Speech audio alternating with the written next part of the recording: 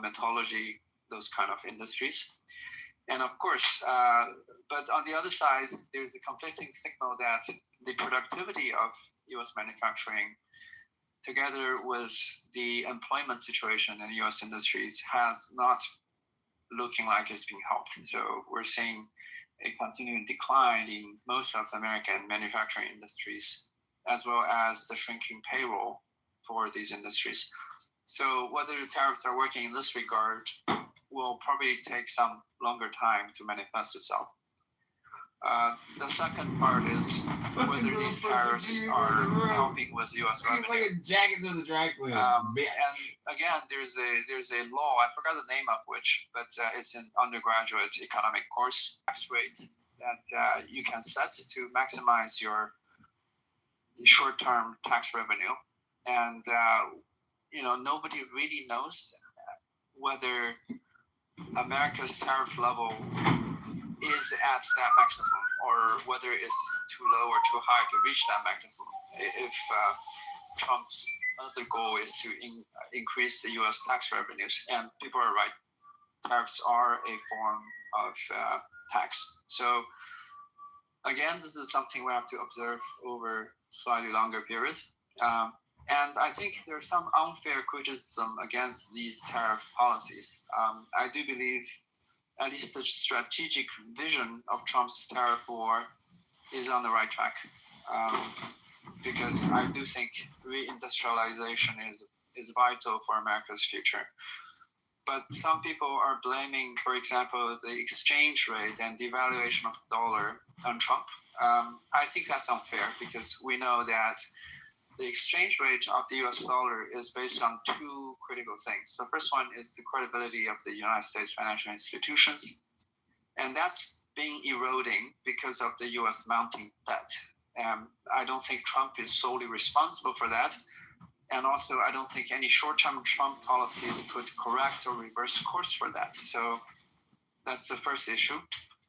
The second factor into the exchange rate are basically your interest rates set by the Fed, which of course Trump has a strong incentive to push to lower the interest rate, but so far the Fed hasn't been responding as fast or as effectively or aggressively as Trump would have liked. And the second factor is actually the other central banks, their policy. And if you look at the various central banks around the world, measuring the exchange rate, you're going to see that a lot of economies over the past few years has been lowering the interest rate because most of major economies in the world are not doing so great. And everybody has incentive to lower interest rate to push about more growth.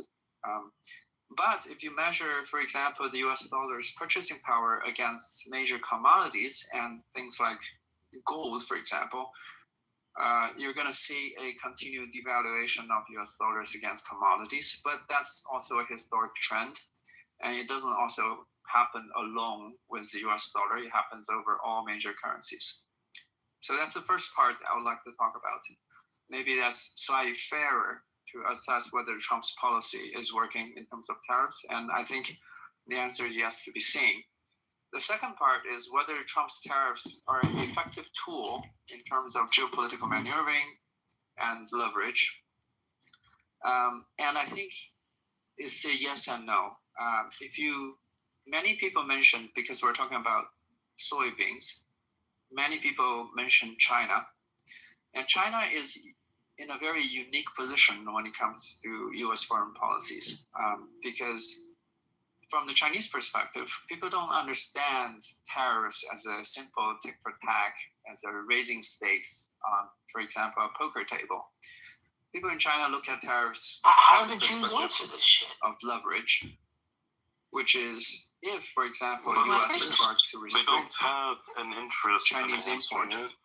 would And China the reason have just don't opened answer their it. They have market shit ton of if money. Why are you US, guys for example, criticizing start to another people limit when you guys are the amount the of most scattered soybeans or religion? make it No, more boy, difficult you don't for China understand what we're to saying. Is that, or I'm force China to have I'm so to sorry, but what? Yeah, that's fine. Just be quiet. China Hold be, up, hold up, hold up. you know, Paul, have are you alternatives criticizing to this? satisfy soybean. Yes, remember that's what we're Yeah, asking all about. right, just be People quiet. Clearly, the Maybe you agricultural learn goods something. is So not you a very just high you barrier just, to entry industry, you just right? As people are pointing out, contradicted yourself. the global You're being supply hypocrite market now. for soybeans is quite abundant. Yeah. You have So, Russia, you have Brazil, no, this is Argentina, a thought and many experiment. other markets were And able to understanding. supply soybeans Because within the because Midrash, vast amounts of they were arable land, explaining which is the actually why logos. the United States enjoys they such were a explaining the competitive incarnation. advantage on agricultural goods. So Now, in that since sense, the Give me a knife soybeans and is say, one here you of go. the areas that the U.S. has Just very in little case you leverage ever over like China. run into any serious problems and If shit, you know. Look at I other brought it out the industries, weeds, but I never for got example, caught. Reply semiconductor. nation, oi Then hoi! over the past decade, Well, look, you can see that what U.S. do you say? did enjoy quite a You're bit never of gonna find my mugshot leverage on over me, China. But AI, that kind of come off- leverage AI, is come still off mute. waning over time because I can't hear China, as a result of these tariff wars, Hello, hi Knuckles. domestic semiconductor industry and to a great effect. What So up, all Johnny these boy? tariff wars Hello. used as leverage against China, How you doing, I Joe? would say is I'm that waiting the for my Trump's cheese leadership pizza with to garlic, big, medium every well. congressperson Are you in the listening United to Wave States, I'm listening to They Tiger and the Gary vastly Baumgarten misunderstand bullshit show with Marshall Fakin, Stinkin' Rankin, that fucking faggot in his cheetah jacket. that aspect of Trump's tariff war has been an abject failure. However, if you take China aside and look at all those vassal states, by that I mean the allies that Trump has been negotiating these trade pacts with, you can see that Wait, there has John, been a did you see great that, success Amir's got a over, room for open? example, the European I'm Union. blocked on all over these accounts. Korea, I'd have to go Japan, downstairs. Oh, really? I gave you access to and new many accounts. other I know, but those actually don't work that long, and those numbers don't always work. No, they work long. Okay, so you gotta scroll down a little bit and get an older number because the new numbers, everybody's trying to use them at the same time. Yeah. Oh, I see. So just scroll down a couple There's a lot of days back or even a week. very dependent Get one that's like a week old, nobody political uses. defense on the Well, United Clubhouse States. has a way to detect that those numbers America are no is good able numbers. to extract No, a so the favorable reason you trade get deal kicked off is of because those somebody's trying to sign into dependencies. it So in that front, once you're I already think on. So once you're already on, they get a verification code. It says they put it in, it kicks you off. success. So It's if kinda you like put old that school, in a like larger DSL, you know? perspective, Dick sucking lips? coupled with Yeah, DSL, like very somebody few picks up the phone while you're on the days internet old, and it kicks it's you off the very internet. fresh new report Whoa. on U.S. Did you hear what I strategic said? focus. One of the Yeah, big announcements sucker made lips. by the recent report is that the U.S. now Well, realizes it's I don't really care who I'm not really recording maintaining phones a anymore global because whenever I do that, people everywhere. complain against But my we're YouTube accounts, and strengthening then YouTube takes action. its relationship with. But recording audio isn't a problem. Exactly what But Trump's recording tariffs the are PTRs is a problem the apparently. limits of its effectiveness. So I think. And it's all pointless anyways. I mean, Marshall Rankin is a fucking loser. It is not able to continue to force China into a. Like I said, why don't you ever go to critical thinking forum and voice your opinion to Gary Baumgarten and Marshall Stankin Rankin? Oh God. Make my stomach turn right now just thinking about even doing that. They kick me every single time. No making fun of Marshall Stankin Rankin.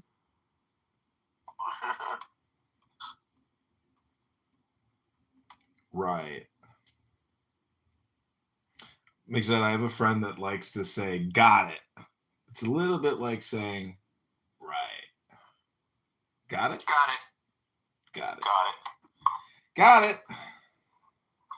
Well, I'm going to go take a big old beer right now, guys. Say what now? I'm safe. I'll listen. So Migzed, You might want to have a doctor check that out. Migzed, What's up? you are a debt attorney. Do you think that, how do you view the national debt? I mean, you don't think there will be a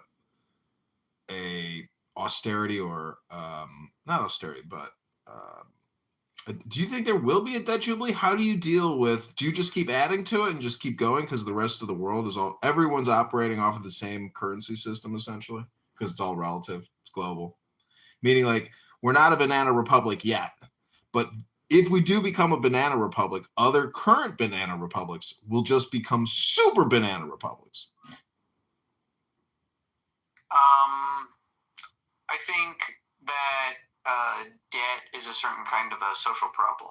Mm-hmm. That it's part of social cohesion. People rely on each other. They have faith and trust and credit with each other. But that naturally humans err more than they succeed. So even though we try to secure debt and we want every debt to be repaid, they don't. And I think the measure of like a civil society is how you deal with bankruptcy. Bankruptcy itself being like a protection to avoid the debtors' prisons they had in like Victorian England. That's like one insight. But there is just like a broader macro problem of all the debt accumulating and continuing to roll over. So I really do hold by a jubilee. I think they tried to deal with it by like a stimulus. They tried to do a more convoluted solution. They said like, oh, there's too much debt, so just give people more money. That'll devalue the debt by recycling the money. But the truth is you just need to cancel the debt, which again is a legal issue. The only way debt gets recovered is because of the court's recognition of it. The court says we're no longer recognizing debt issued or due by such and such date on whatever criteria. The debt ends, and you get the plus of a year of rest for the world. They get to know what it's like to live without debt. And then, by the way, here's the other thing. Like, if you're really terrified of this debtless world, the debt continues after the Jubilee. The Jubilee just resolves the past debts that have been holding people down. And then they're going to find new ways to hold themselves down. And new innovators will benefit off of their indebtedness. Well, I don't know. It's like saying nothing, actually, because it doesn't change the pre-existing set of conditions, even if you wipe the debt. And they're not going to wipe student loan debt. They're not going to wipe mortgage debt. They'll wipe the national deficit or the national debt. But one way to do that is to just take from the population. Like your Jubilee might not be this free-for-all. They might just say, oh, okay, hey, 25% of all 401ks. Yeah, no, my debt forgiveness takes from the creditor. The creditors anticipate returns. That's what they're trading on. That's the value that puffs them up. I would be devaluing them. I'd say you thought you were going to get $1 million, billion, trillion over the next 50 years. Turns out you get zero, and you have until 2 years to leave. Okay, so the U.S. stock market total market cap of all stocks combined, let's say it's 200 trillion, and let's say the total debt that all those corporations hold, let's say it's 50 trillion. I don't know these numbers, just top of my head. And then you have all the private loans, all the student loans, all the mortgages, all the credit card debt. So what my point is if you cancel, let's say, $10 trillion in debt, you can expect $10 trillion in the stock market plus in market cap to immediately disappear. So it always comes out in basically in the retirements. And so it's not what people think it is.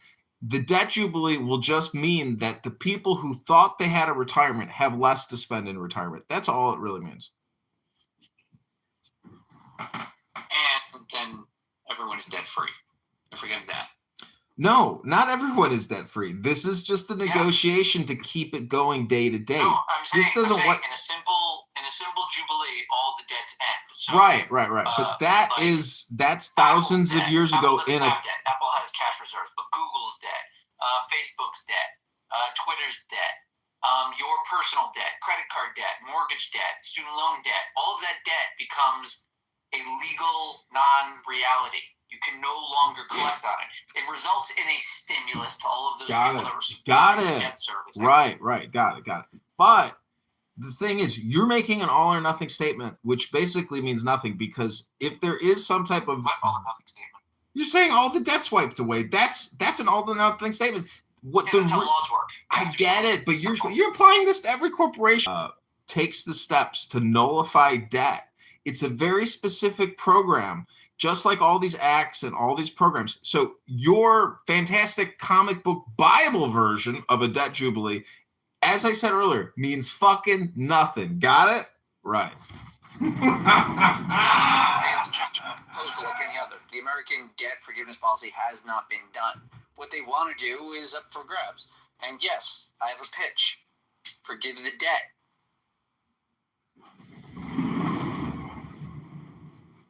Okay, so you explain this to me. Everything I think can be analoged into a pizza parlor.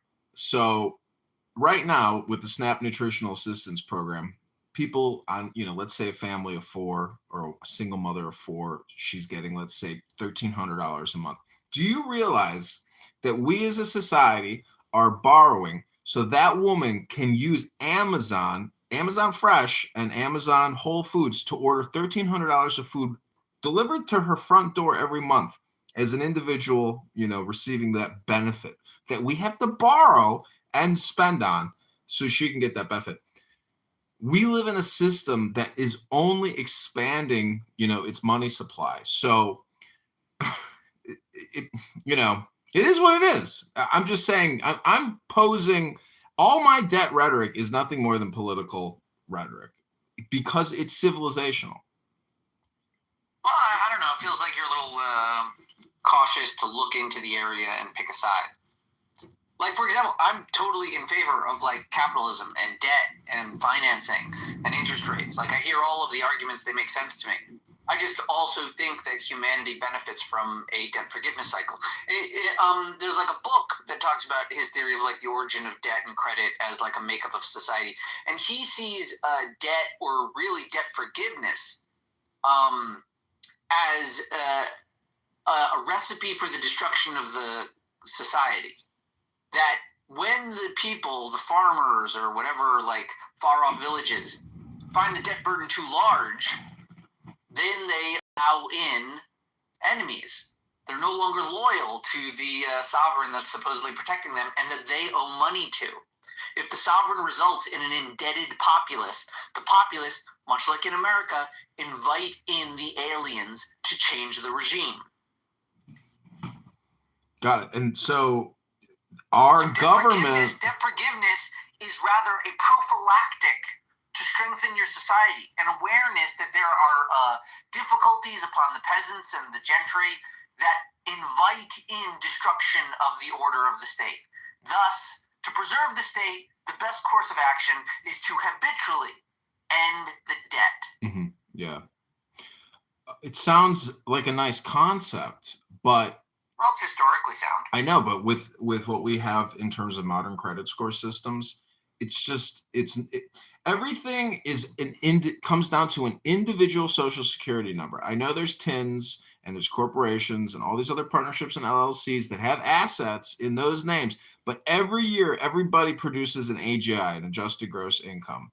And so that's the real measure of what someone has earned in income in relation to social return, meaning that when I want to order a pizza, I'm able to get this guy to come to my fucking front door in the next 5 minutes with my garlic, medium well cheese pizza, because I'm willing to pay $50 to have society produce a man at my door with a $50 pizza.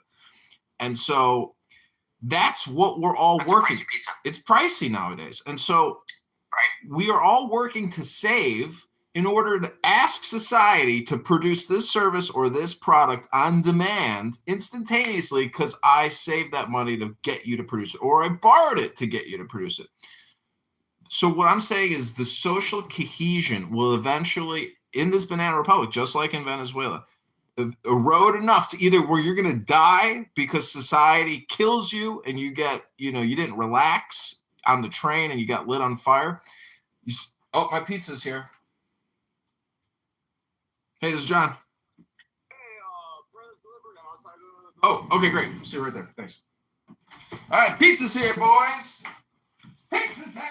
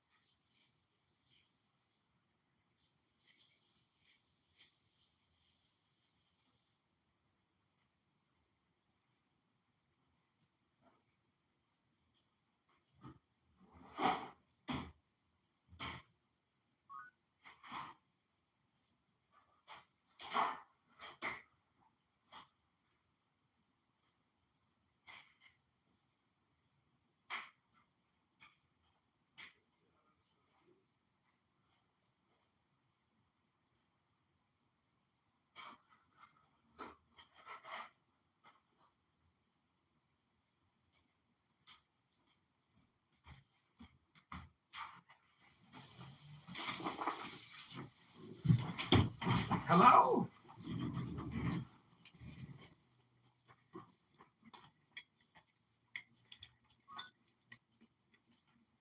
Hello? Hello?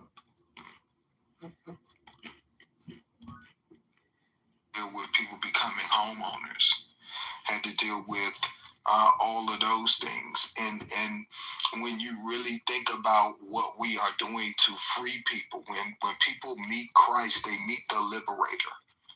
Christ was a liberator. He was one who came to set at liberty. That's what the text says. And so when you look at the fact that Israel had a year of release every 7 years, when you look at they had a jubilee every 50 years, and this was in the law. We are designed as Black liberation theologians. We believe that when we meet people, we should be setting them at liberty, because I'm a liberator.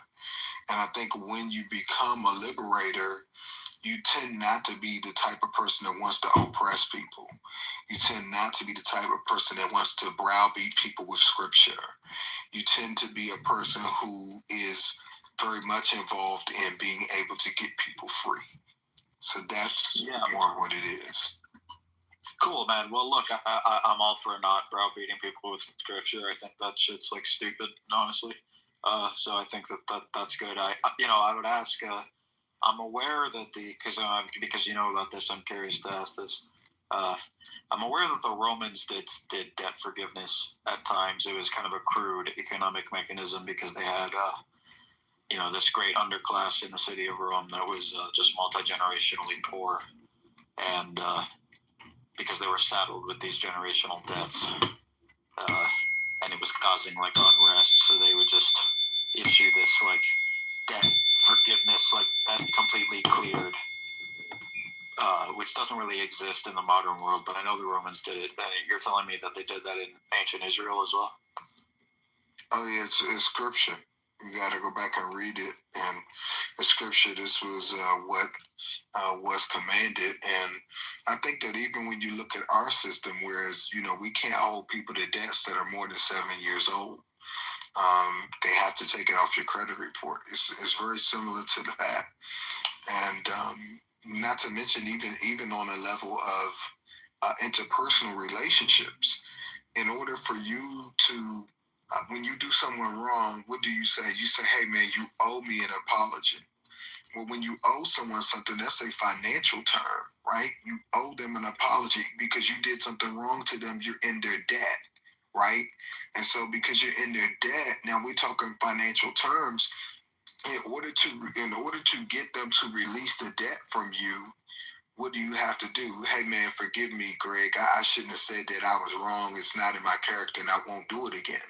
And then you release me. You say, okay, Doc, I'm gonna let you go. Let's just move on from here. Well, I just cleared the debt out the way. It's the same thing when we interact with people, where we wind up in their debt. And what do we learn about karma? You got to be careful. Karma is real. But if you don't release people, you don't forgive people, when the karma comes to get them, it's going to get you too, because you still holding on to it. So it's literally Doctor, how do we liberate Marshall from that cheetah jacket? It looks like it came from the Goodwill 20 years ago. It's disgusting, Marshall. Take it to the dry cleaner, clean it up. It looks filthy. Stick on topic, like you always do. Yeah, so anyway, wow. But anyway, when you look at that type of exchange and how it really does teach us how to deal with one another, and it also teaches us how we should be putting things in place in our government, in our laws, in our societies to help people live more free. You know, what is that motto? I think it's New Hampshire, live free or die. And that's very real, because if you can't live free, you kind of are dying a little bit. At least the you, that's born, B-O-R-N-E, to you. I'll say this one last thing about theology. It's highly subjective. You can pull up something Cone said, you can pull up something Thurman said, it could be completely different. Which one of them are right? Is no right or wrong in theology. It's just a difference of opinion. That's all. Yeah, well, I liked a lot of that, so thank you. Hey, Stella, how you doing? Hey, Marshall. Sure. Happy You can club look it online. anniversary. Yeah, are you? Let me ask. Hold on.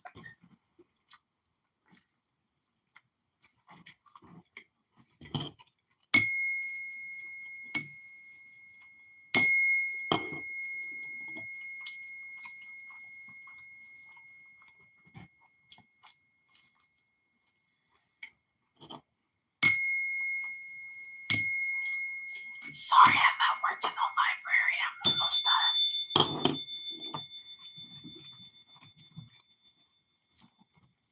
Sounds good. I just want to know, are you single? It does one good to hope. I was talking to Sailor, but okay. No, I don't mean you. I met Stella. I've known Stella for a long time, and if I lived near her, I probably would have sent a letter by now. She is a wonderful person, very easy to be around, she's kind, so, you know, got all the attractive qualities one would want. She seems like a very sweet woman. She is. She has her convictions and she sticks to them, but she's a genuinely kind person. I like that. I mean, if you listen, Sayla, if you tired of the producers being all in the video, all in the movies, all in the TV, come to Death Row. Come to Death Row. I would love to come to Death Row. I don't have anything to do. I could maybe do a podcast. Being on Death Row Records would be like a dream come true of mine. I'm not joking. So Hey, listen. are you okay? I had to throw that in there because of the Diddy documentary, right? Wait, so Marshall, are you okay? You been off your meds or something? No, Ray, I was just, it tangentially involved the music I like, which I don't talk about very much. I took a course in college called Hip Hop and Philosophy, which was the philosophical and political movements behind hip hop and rap, and so loved it. I don't get to talk about it much, but Well, it's too bad you get to talk about it too much. A guy named Dr. Tommy Curry, and it was just a great class. So anytime that kind of stuff gets mentioned, I get kind of excited. He's excited. Can I get mods? Oh yeah, by the way, what's good, Sailor? How you doing? Salute to everybody on the stage. What's up, Noah? Sarah, let me get mods, please. Hey, sorry, y'all. I'm at work right now, so my bad. I'm trying to have this clubhouse birthday while I'm at work. No. Sheila, mod me. Just mod me before you go back to work. Mod me quickly. Mod me. There you go. I modded Mila. You didn't Wait, mod Sailor. Wait, whose birthday I is thought you it? should have Yours? modded Marshall because he's the most, professional person. It's my clubhouse birthday. Hold on, let me see if this room is open. Hold on, I have a student trying to. He's professional? Yeah, okay, cool. All right, sorry, y'all. My bad. So look, right. So I take it you wanna come over here, with me and all the folks over at Death Row Records, and That's fun. I mean, you Marshall. gonna get paid over here. I like Bad Boy. Marshall is in the state with the highest number of executions rate. So I mean, it's not that difficult. I would imagine it's true. So What state is it again? I live in Texas. Yeah. Oh, dude. Well, y'all got Jasmine Crockett, right? Y'all gonna make that happen? Between her and Tallarico, it's going to be an interesting primary. Yeah. I don't know if to win the primary, but it'll be an interesting primary no matter what happens. Yeah, I don't know, man. If I lived in Texas, I don't know. See, I don't live in any of the major cities. I live, if you know where San Antonio is, I live 4 hours south of San Antonio. I live like, where I am now is like an hour from Mexico, but where I normally live, I'm 25 minutes from Mexico. And it's a great place to live. I enjoy it. Sure, it's a lot of fun. Yeah, great people, great food, great booze. It's a little hot here, but other than that, it's a great place to live. Sayla, I started to delete this app because I got tired of notifications. But you were one of the rooms I like to come in and actually converse and talk to people. I do wonder about some people since Clubhouse has moved on since its pandemic days. You can turn the notifications off, silly. Yeah, I had to actually come in and do that, but I thought about just getting rid of that. I built up a big Instagram following from Clubhouse during the pandemic, and then I lost that page, and I had to start all over again from scratch. So, but I just haven't. Daniel, no shenanigans, okay? You gotta promise. Who's Daniel? Daniel's one of my friends who's a lunatic. Absolute lunatic. Unless you mod him. If you mod him, there's a chance that he might behave himself, actually. Oh, okay. There's a chance. But if I I remember him. I remember this guy here. Crazy. Oh, the stuff we used to go back and forth about back then. Yeah, he's nuts. But if I ask him, if I mod him and I ask him to behave, then we should be good to go. So. Why you call yourself Nero? Nero was an evil ruler. He certainly was. Nero was. Caligula was. Oh yeah. But you remember all of the Caesars. Yeah. Like I know that he had the sick fantasy with his one of his spouses that he castrated, young males to take the role of the female. So well, it's not like when he married a horse. It's not like when Caligula married a horse. Wait a minute. Yeah, that's pretty bad too. Right there. I mean, I've never really thought of this until now. But Roman marriages required a societal expectation of consummation. Did Caligula do that? He was sick. I'm sure he did. He was sick enough to. Mm-hmm. Caracalla and Geta in the later empire, they were pretty sick. Yeah, and then you had the fact that Nero killed pretty much every woman in his family could find to keep, the story of him having sex with mom from being spread. So, I mean, he tried to kill his mother 4 times before he had 3 times before he had the guard do it. He tried to poison her. He tried to have somebody shoot at her with an arrow or something. And he tried a collapsible boat. And it didn't work. Then he just had the Praetorian Guard execute her. I mean, yeah, we get that what the etymology of the word is, but Nero is still an evil, wicked dictator from Rome. Oh, yeah, no, absolutely.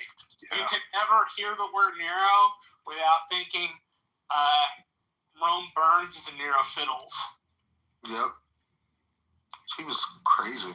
All those people that yeah. were. I mean, it's interesting though. You get like all the negative reports in histories where like they make their enemies seem worse, but yeah, Nero, like it was written by his own contemporaries. He was pretty fucked up.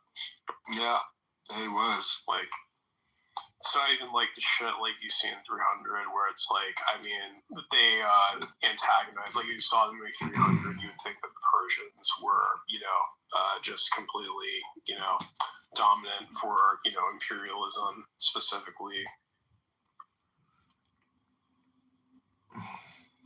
I like 300. That was one of my favorite films. So overrated, I think. I mean, it wasn't for the special effects, it wouldn't have gotten to the charts.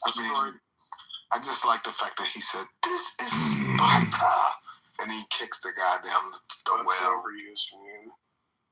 Yeah, I mean, it's pretty cool to me. Hey, it's really funny. The king that's in Sparta, the Persian king that looks like a monster, is the same king from One Night with the King with Esther, and he looks all like romantic, long. Rodrigo Santoro. Yeah, he looks all Romeo in one movie, and then in the other one he looks like a goblin.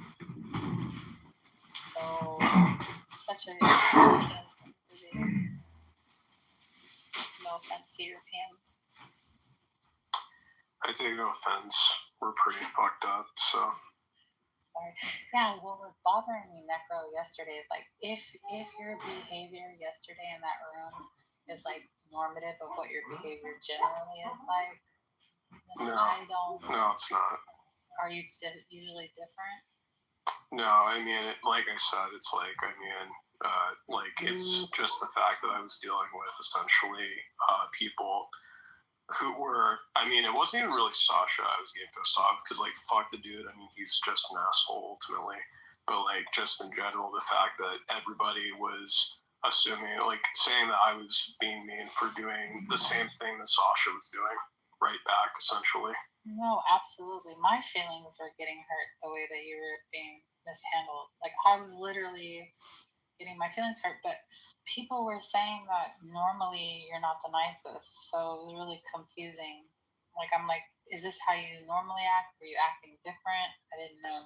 Yeah, I mean, the thing is just, I mean, I know it's like Zabuto has had issues with me for some reason, but I literally told her that, before in the past, I've told her, like, when she's had issues with me, I'd be willing to listen to everything that she has with me, and then she can invite me up when she's done telling me so I can respond to it. And she's refused to do that. And she'll say, this is the thing, she says I don't respect her boundaries, but I think the problem with her is the fact that she gives her input on things, and then when I respond to it, like, kind of like, I don't know if you noticed it yesterday, but she was complaining about me speaking on things, and I just told her, well, okay, then don't talk to me if you don't want me to speak on anything. Sheila, you sound like Violet from The Incredibles.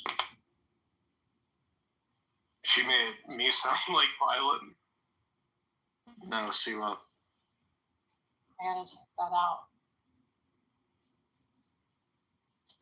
Reverend, are you an actual reverend, or is that just a clubhouse thing? I hate to ask, clubhouse has gotten so tacky in the last, 2-3 years, so you have reverends that aren't really reverends. But did I have Reverend on my title? Yes, sir, you did. Maybe it's an old clubhouse thing. No, I'm a real Reverend. Dude, I'm a real doctor. Awesome. There's no way! If you don't mind my asking. Oh, I don't do much preaching. I try to live it more. I feel that way about my Christianity as well. I feel it's more about living it. I believe when the scripture says wine is for making merry and a feast is for laughter, and money answers all things. I take that to heart.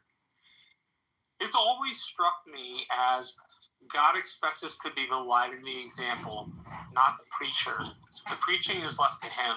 Not preaching is such a small part of it. It's not the major.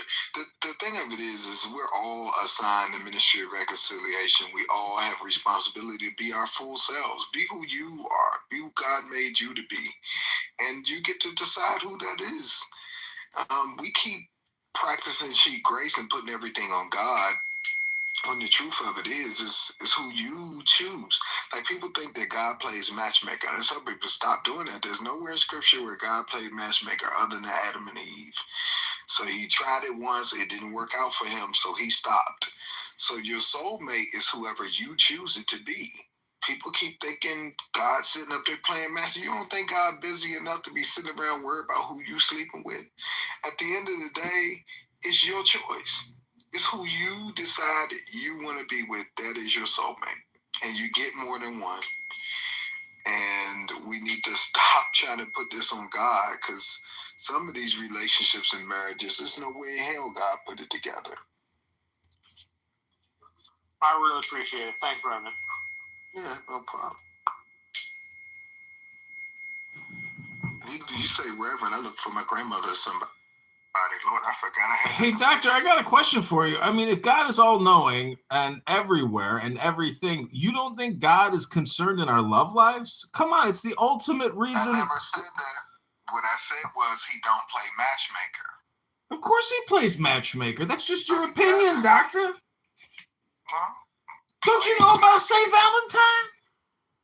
Oh, dear God. He was murdered by the Roman Empire for marrying people. Edmund, who just, like, can't control himself. I was just gonna tell him, like, you ever heard of Thursday? It was named after the god Thor. Yeah, Thor's Day. All the names of the week were named after Greek and Roman deities. Yeah, Saturday, Saturn. Sunday, Sun God's Day. Monday was the moon, and Tuesday was Mars, Mardi, Tuesday. Wednesday was Woden's Day, or the Norse god. Thursday, Thor's Day. And Thursday is also, I think, ruled by Jupiter, if I'm not mistaken. I have some questions for you. You have really, obviously, liberal ideas when it comes to, like, the Christian arena. So are they hiring you to come speak or preach at churches? Are you hired at a church? Like, I'm really one of the reasons why I don't complete my seminary is because I already know that my views are gonna kind of make me an anathema. Is it anathema? She's an anathema. Yeah. So, like, I'm like, what's the point of doing this when I already know I'm gonna be rejected by the majority? Unless I open my own, I guess, Universalist church, but I feel like I could do that without the credentials. But anyways, are people hiring you is what I'm asking you. No. Honestly, there's not much money in ministry. I do better doing government contracts and helping small businesses win work. I do better, advising and instructing, and I'm actually working on a podcast right now that's due to air here in the next week or two. You say? And looking at it right now. It's going to be about finances, faith, fitness, family, and contracts, government contracts. Do you have a female correspondent yet? I don't. How many people are on the podcast?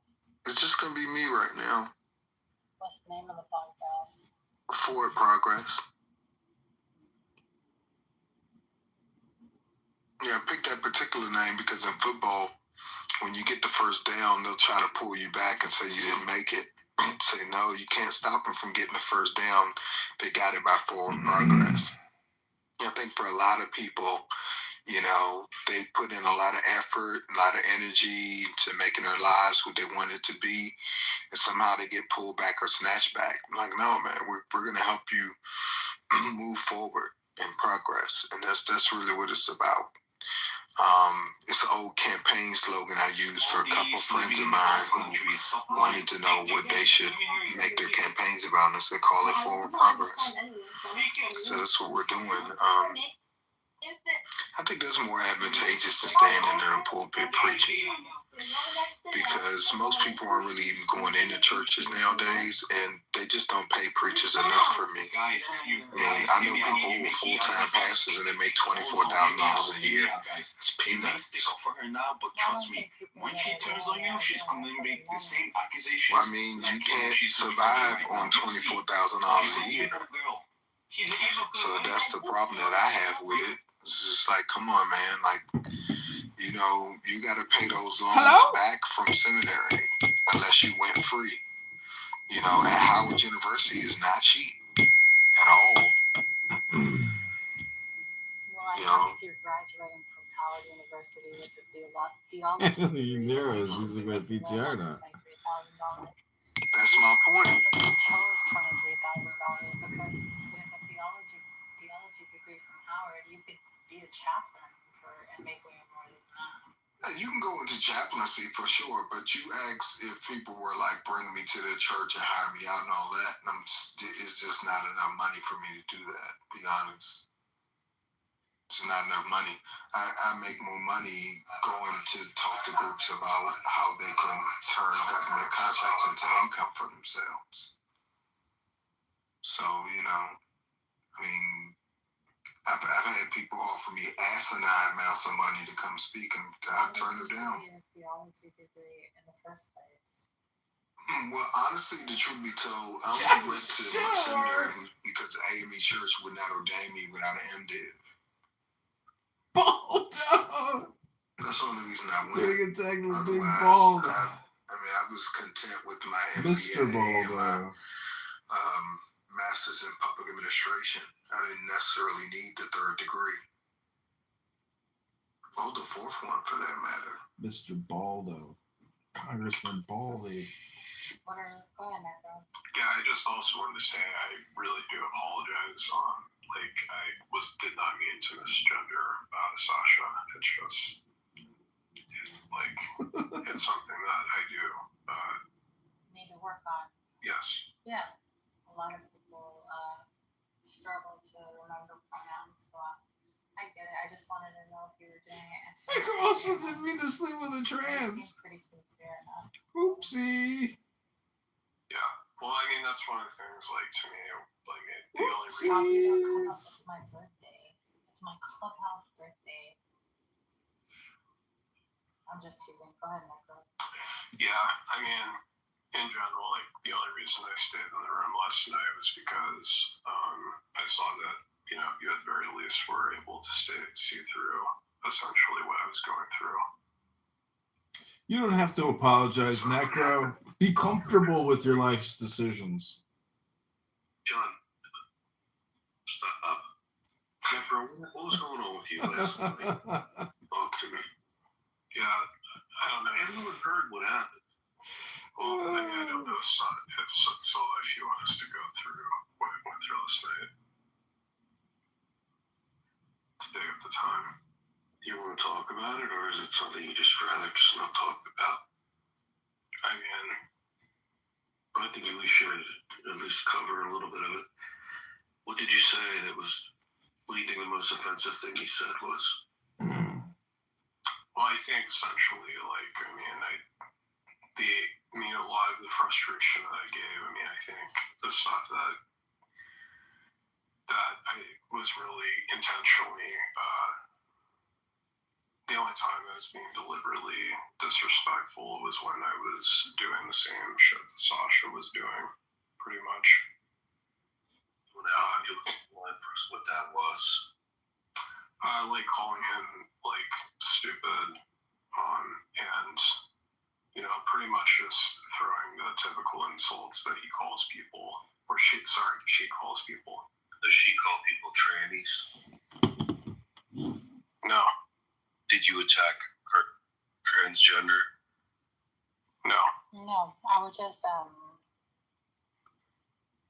he would say, start off saying she, and then forget and start saying he by accident, apparently. But I know that, like, I know people in my own life that She's dangerous. I'm telling you. She goes around. She goes around and she lies well. Like legit, she lies well. She goes around here accusing people of being pedophiles, rapists, and people believe her for some strange reason. She's a good liar. She's a good liar, eh? She's an evil girl. I'm telling you. Invite her back. Which girl is this? Which angel? I already reported their account anyway.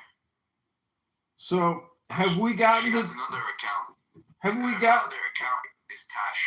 Have we gotten to the 29 questions? Have we finished it? I don't know, man.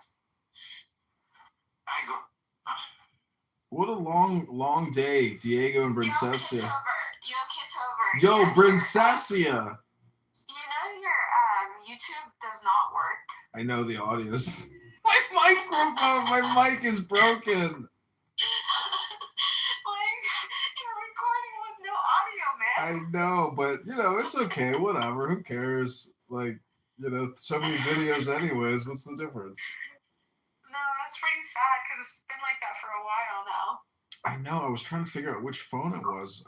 I'm still a little confused. No, I think it's YouTube. I think they banned you. You think YouTube is silencing me? That's what I thought too. Yeah, for sure. They're just like, this guy's so annoying. We don't want his audio, but he can create video. That's so funny. Diego, did you enjoy the takeover of your room? I know you like when people go crazy in your room like that. But you weren't here too. He's a crazy kind of guy. He's probably not even here right now. His phone is probably sitting by the toilet, and he's probably like downstairs having dinner with the family or something. Yeah, probably. Well, you've been here all day long. You've accomplished so many questions and so much typing and note taking. Well, I'm still depressed over my face, so it makes no difference to me. Bravo. Well, just congratulating you, Scarface. Great work on another solid day of hard work here in the Clown House Industrial Complex. You're really excelling and clowning around. Fantastic work. And Dr. Diego, chief ringleader of the circus, congratulations. You're doing excellent work as well. And as the head of the Clown House, thank you, community. What was it? Oh, it's working now. Good job. You fixed it. Yeah. I think it's my main phone, like my new phone, which is very upsetting because it's an expensive phone and people on this app always tell me, your mic sucks. Maybe it's not that fixed it. We'll figure it out. I think it's a different phone. Anyways, thank you so very much. And I wish you all the best. Great work. Good job. Ugh, I bought a new Zen bell, and it's not really zenning. Honestly, Snoop is exhausting. I'm glad he left, but I wish Simon would come back. Oh, Simon is exhausting. He's so stupid. No. Simon's cool.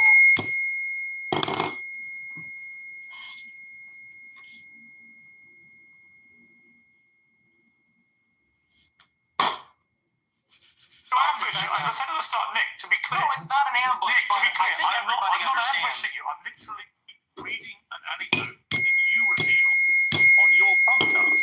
It's you that's put it in the public domain. I know. I'm simply asking you whether my assessment of that, which is that your father didn't want to take you to certain restaurants because of what you refer to as they were commonly known as race. Oh no, I changed it by accident. It's commercial. It's easy because I use Fixer. Here's how I clear my inbox in minutes. Whether those attitude to African Americans in that instance permeated to you. It's a reasonable question. Yeah, no, like I said, I think everybody knows what that is, but I'll address it. I'll engage with it, and I'll defend my father from the charge of racism. Sure. No, my parents are not racist, and they've never been racist. I'll tell you about my parents. They used to have a school in Chicago in the South Loop where they instructed people on how to shoot firearms. It was a security school. Do you want me to keep playing it, Diego? I figured you. Yeah, go ahead, baby. You're so retarded. Most of the clients were black. And I believe actually one of their clients was Larry Hoover's son at one point, sort of a funny story. And so most of their clients would come in from the south side of Chicago. My grandmother, she grew up in the projects in the city. And so my family being in Chicago, being ethnics, being Italian, Irish, Mexican on the west side on Taylor Street, all over the city. My family for many generations have lived near and around Black people. And look, my views about Black people and their views about Black people are shaped with experiences with Black people. And what they will tell you, what my parents would say if they were here, is that for many, many years, the older generations of Black people were very respectful, very humble, very decent. In fact, my grandma used to have an anecdote.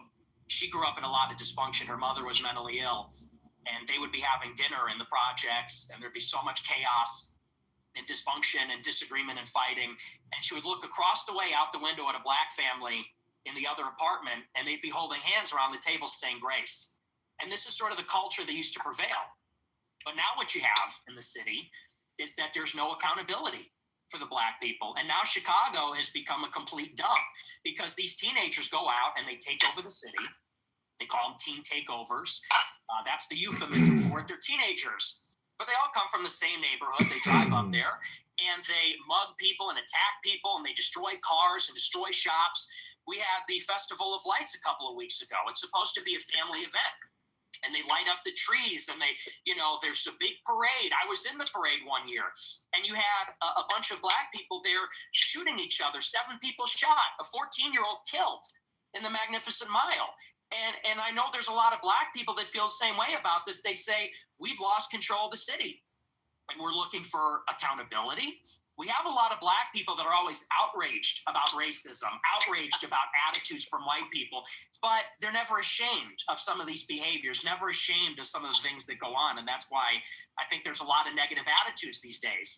And so, again, I think those attitudes, you say I'm a product of my environment. I am. And so are my parents and my grandparents. Unlike you, because you're not even American, in Chicago, we have to live in a big, diverse city where there's a lot of different kinds of people. And I think anybody in Chicago will tell you the same. I live in London. It's one of the biggest and most diverse cities in the world. But it's not the same. Well, actually, it's a big, diverse city. The only difference is we don't have the gun violence because we don't have guns. That's a whole different story. I don't want to get into that with you. I have got into that before. You got a knife problem. You got sword problems. We have problems with Aladdin. We have problems with violent crime. I make no pretense of it. So the idea that somehow I'm cosseted in London because I'm not in Chicago. I didn't say that. Well, you kind of implied it. But I guess my point about the environment, I'm not saying you are a product of your environment. I say most people are, in some capacity. When I read that anecdote, it's just to remind you, it's not something I have put out there. You told this story, right? And you said that you said this. We're looping. You said this. No, but you haven't really directly, I think, responded to it, which is whether your father would not take you to certain restaurant chains because he associated them with Black Americans. Is that true? No, well. See here, if you're in America, you would say that Olive Garden is not real Italian food. Applebee's, TGI Fridays, this stuff is a load of crap. My dad was just a food stop, but no, it's got nothing to do with that. My best friend in first grade was a Black guy. We're not a racist family. So.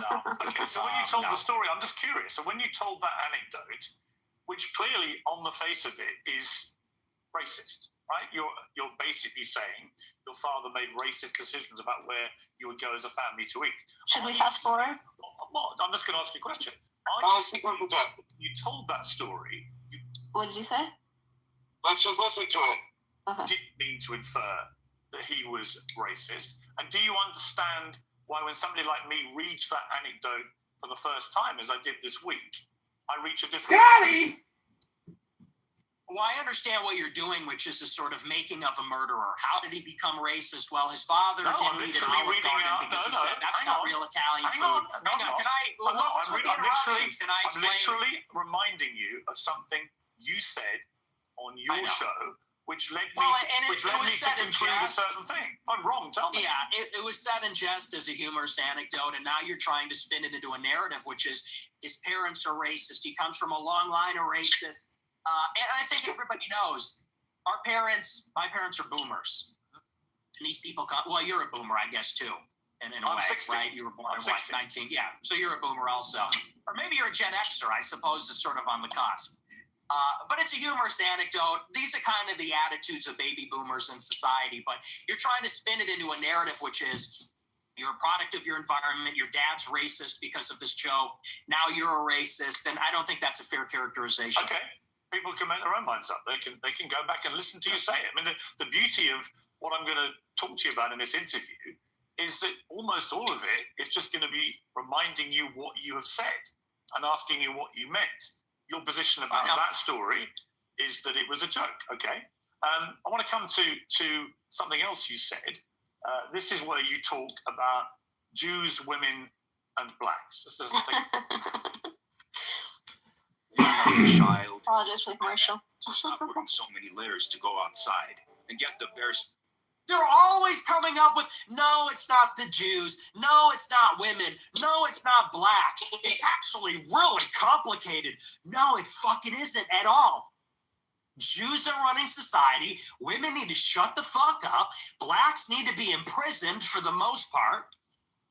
And we would live in paradise. It's that simple. Okay. Would you like to clarify what you meant there?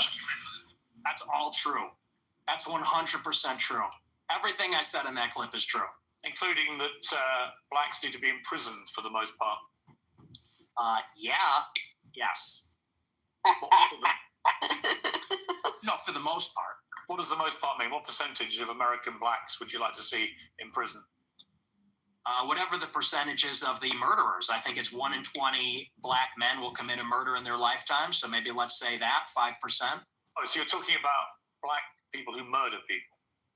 Yeah. Oh, absolutely. Yeah. But you didn't say that. You just said blacks need to be imprisoned for the most part. You didn't clarify that you were talking about black murderers. Right. No, you're right. That's a good addition to that. That's a great point. Do you think it's funny? Or I do. I think it's hilarious. I think it's totally true. Do you think a black American would find it funny? You think that blacks should be imprisoned for the most part? Blacks are my biggest fans. I get high fives all the time. Nick Fuentes, I love your show. They agree with me. And you want to know why? Here's the difference. Black people are the most victimized by other black people. You think black people want to live in the hood and the ghetto and get shot all the time? That's what happens in the south side of Chicago. You should come here. I'll take you there. We could go to Garfield Park. My son went to Chicago University for a year, actually, several years ago.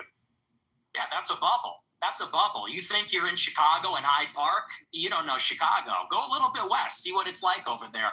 And I'll tell you, black people agree with me because they're tired of it too. And maybe not most of them, but a lot of them agree with what I say about that because they know how it is. That's why the first thing they do when they make a little bit of money is they go and leave to another neighborhood. Okay, so are you a racist? Yes, I'm a racist. Black men who commit murder in America. What was the percentage you gave me? It's 1 in 20. 1 in 20. It's 1 in 100. No, it's 1 in 20. No.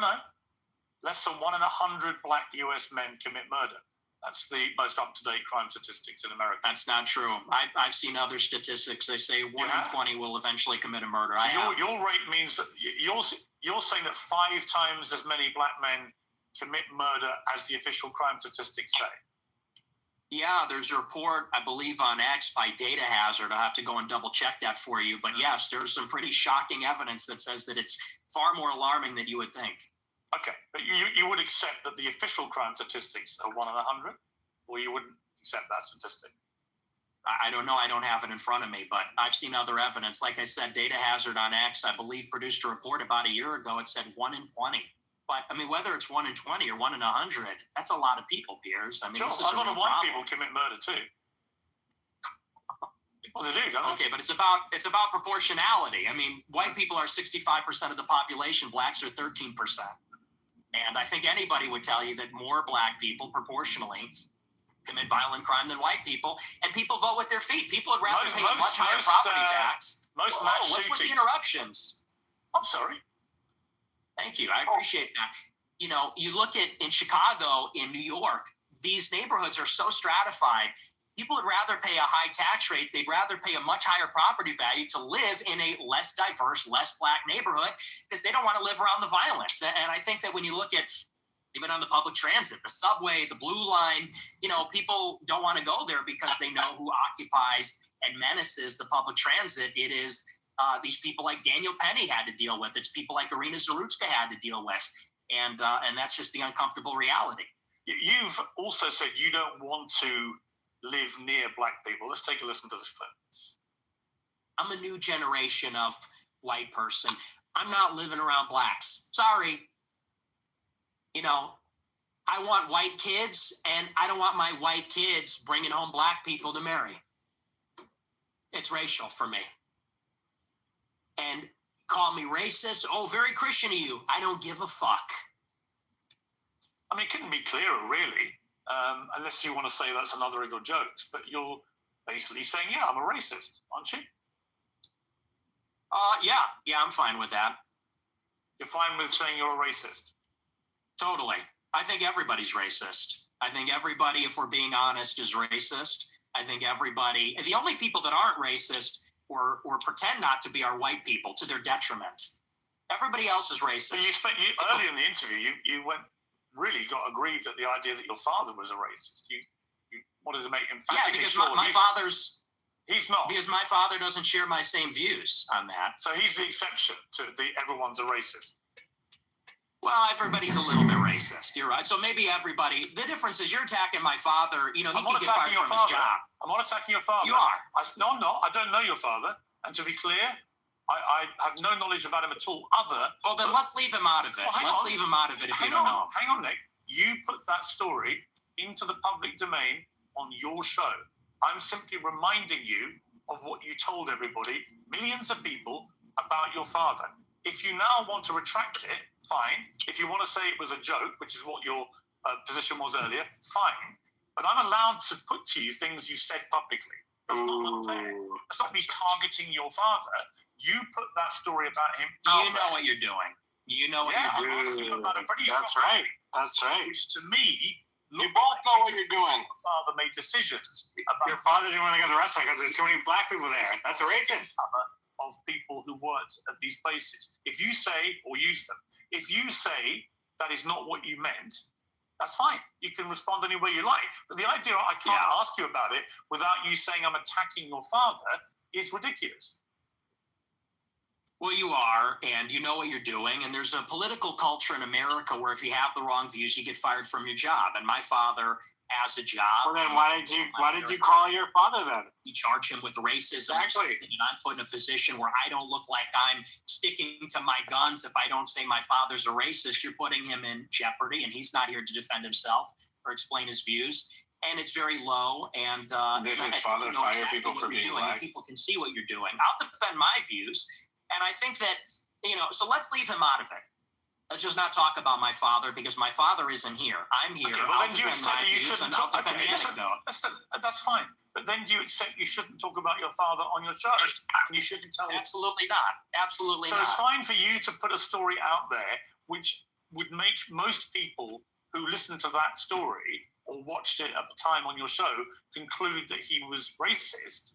It's fine for you to do that, but if I then ask you about it, I'm the one who's being unfair and I've crossed a line. Is that what you're saying? Yes. Okay. Yes, you're That's being fine. malicious. Okay, that's fine. That's fine. Listen, people are watching this live. He's a little bitch their ass. own conclusion. Yeah, and I'm sure afterwards, by the way, you'll say, he ambushed me. He cares about his dad. He's clutching his son. Well, then, if he cared about his dad, why didn't he bring him into the conversation? I'm not going to say it's an ambush, but I think that's a low blow. And now he's clutching his pearls. You're a tabloid journalist. I expected that. I don't think it's an ambush because I knew it would be like this. And people will see what you're doing, and I think they'll say it's low. But as far as you want to talk about racism, I do. Let's talk about racism. Okay, let's leave my dad out of it. Look, you've admitted you're a racist, correct? Yes. 100%. Yes, he's a racist. Okay, that's fine. You're perfectly entitled in a free democratic society to stare down the barrel of his camera and tell me you're a racist. People can judge you accordingly. Many people who have assumed that you're a racist will now have heard it from your own lips. That's fine. There you go. That's the point. The point is to go over the things you've said, which have led people to reach conclusions about you, and to ascertain whether those conclusions are fair and reasonable or not. That's it. Thank so I want you. to play you another clip. This is what you talk about why white people are justified in being racist. Let's take a listen to this. First, white people are every single bit justified in being racist. Every single bit justified, to the extent that that means going out of your way to avoid black people when you see them. You stand with that? Absolutely. Absolutely. The instant fix for snorers without touching their nose. Sorry, guys. 1 second. And still end up sleeping. There you go. So white people should go out of their way to avoid black people when they see them. Absolutely. They would be wise. Why? Because it's a lose-lose proposition. If you're Irina Zarutska and you don't walk the other way, you get stabbed to death and you die. If you're somebody else and you walk on the subway and you stand near a black person or something, maybe it's fine. It's a lose-lose proposition. So no, I think that white people have been beaten into submission, that we're afraid to tell the truth about it. And the truth is that when you go into these major cities like New York or Chicago, I believe she was in North Carolina, there is a menace, which is young, black, adolescent men. They're extremely violent. Racist. And we have been told that we have to pretend like they are every other person. We have to be colorblind to that. And we're supposed to go and be in the midst of all this danger. And I think that at this point, it's gotten out of control. You look at the BLM movement, they said that the reason that black people, are violent, or the reason there's crime, is because of police brutality, or redlining, or all these other things. They said we need to get rid of the police. We need to defund them. And a lot of cities did. A lot of cities like Chicago, for example, the police changed the rules of engagement. They don't chase them. It's not a felony if you steal a certain amount of merchandise. They won't chase them on foot. And now the city's totally up for grabs. And now whether you're in the Gold Coast or whether you're on the Mag Mile or you're in the worst neighborhoods in the city, you might get shot, you might get mugged, someone might run up on you. And I tell my followers, it is better to be perceived as racist or racist and walk the other way and maybe keep your life than to say, I'm a good anti-racist. I don't mind that this person's making me uncomfortable. Maybe he's looking a little froggy. I'm going to sit down because I'm a good person and get stabbed, mugged, whatever. Yeah, that's like that scene in Training Day. Call it the friendly stranger. There's a crew of them. They do this in Chicago. They stand outside bars. Brendan Fraser and then Salma Hayek or pretend to be a Sandra Bullock refuses to cross the street. Remember, because of all the black people. Friendly stranger, and then they mug them. And stupid white people say, "Oh, hi, yeah, nice to meet you." You know, they grin, they laugh, they put up with the nonsense, and then they get mugged, or worse. Sometimes they get executed. And so, as a white person, how do you feel about mass shootings at school? I think they're bad. Who do you think commits the vast majority of the mass shootings? I'm sure it's white people. Right.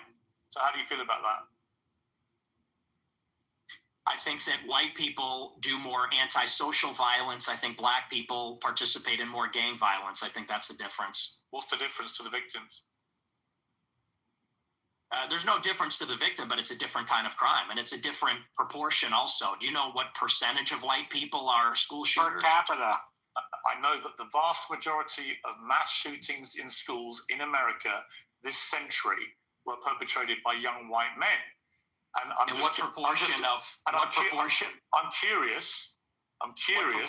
curious whether your advice would be to people who have kids in these schools. Is my mic working? Should they avoid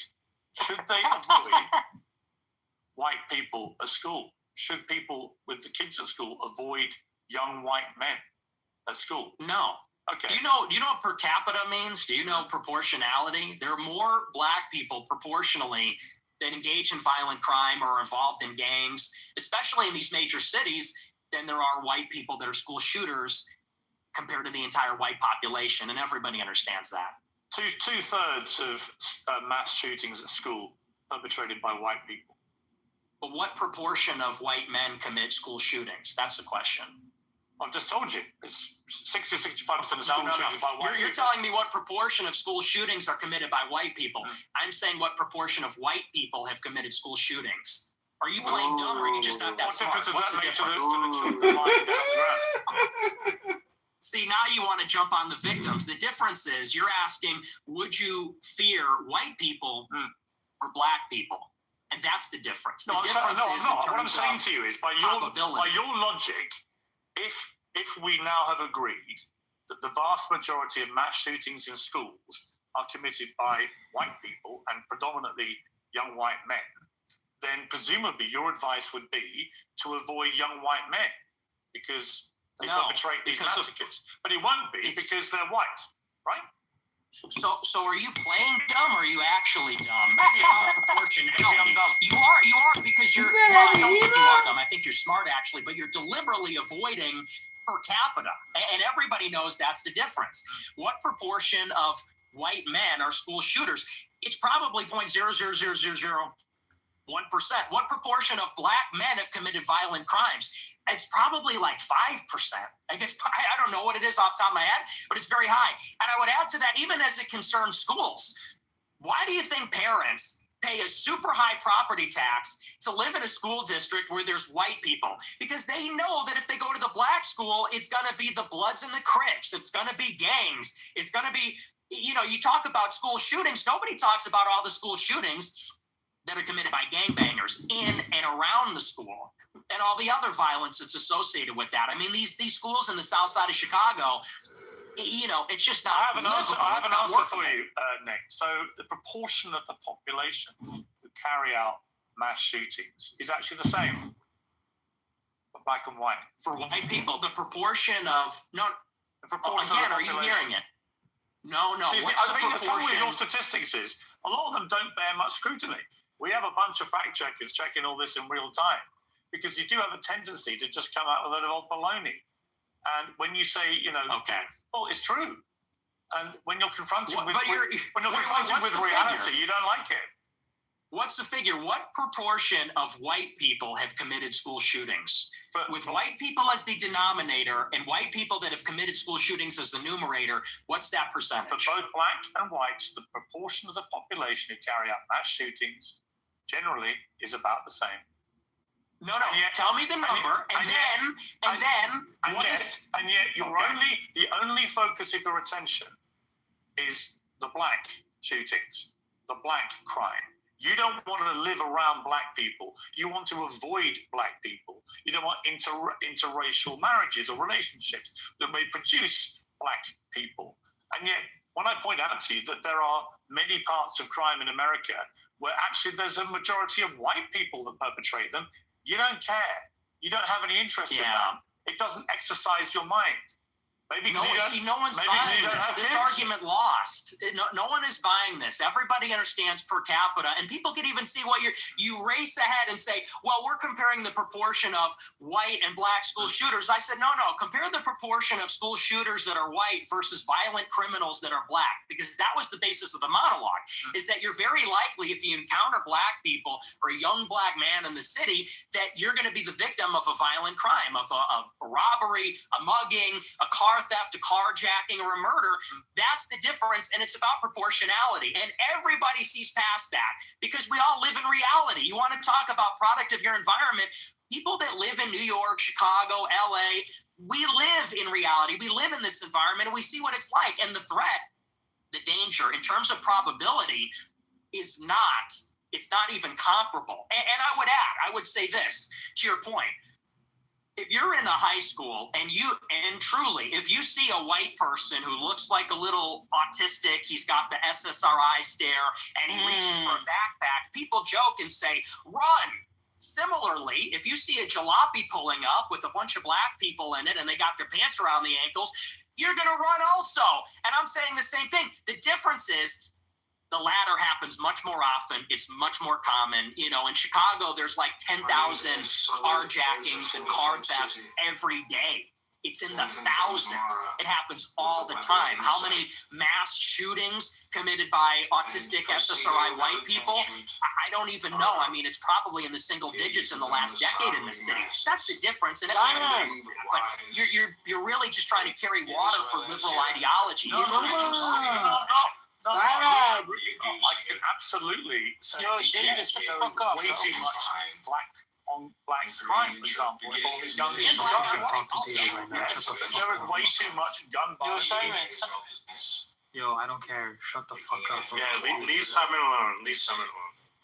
I mean, it's indisputable. I've got no problem saying that. The difference is, I don't then lead myself into a thought process where I have to avoid all black people in case they shoot me. And you've already conceded that you are a racist. So when people hear you then say, I don't want to be living here. He did admit to being a racist. He did say I'm a racist. So they assume you're doing that because of people's skin color. I don't think I can't be racist. I'm black.